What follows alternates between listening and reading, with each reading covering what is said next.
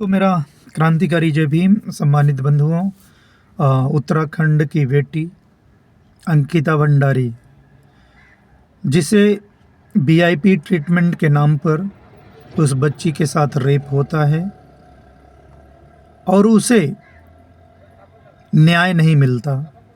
मामले को दबाने की कोशिश की जाती है, लेकिन वहाँ की जनता है रोडों पर आ जाती है। अपने घरों से लोग सड़कों पर होते हैं और अंकिता भंडारी को न्याय दो, अंकिता भंडारी को न्याय दो। और देश में देखेंगे तो अभी कल परसों की घटना है।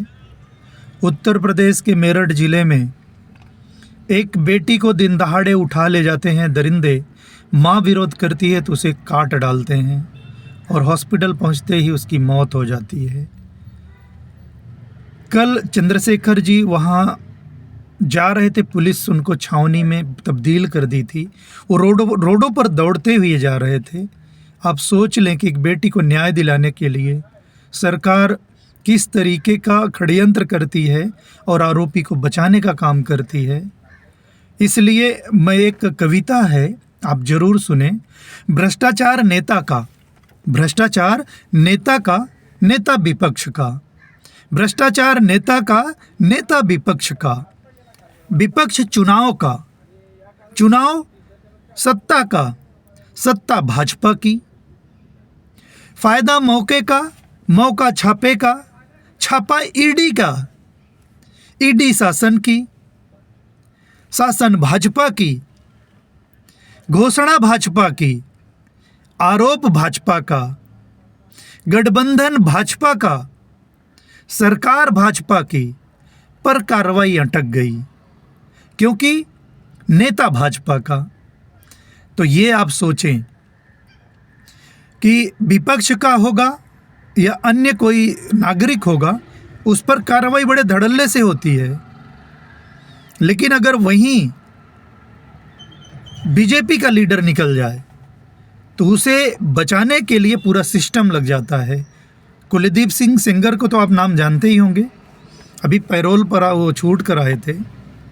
सुप्रीम कोर्ट की फटकार लगी। तो आप सोचें कि देश में किस तरीके की जातिवादता है।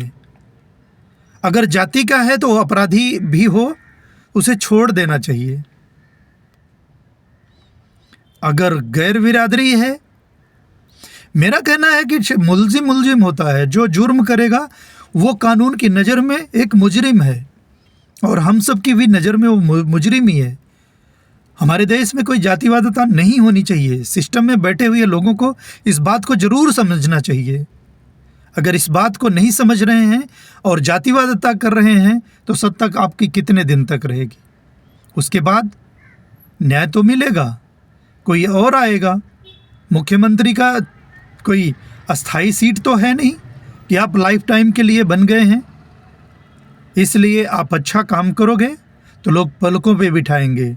अगर आप अच्छा काम नहीं करोगे तो लोग नज़र से भी उतार देते हैं। और हमारे देश में यही हो रहा है कि जब चुना ही था कत्लेआम का हुनर देखकर, अब तुम्हें क्यों आश्चर्य है लाशों का शहर देखकर। आज वही हो रहा है। हम सबको अब चुनना है पढ़ा लिखा, समझदार और देश के लिए समर्पित, और देश को अपना हर नागरिक को परिवार समझे, न कि जातिवादता में बांटे। बहुत शुक्रिया आप सभी का।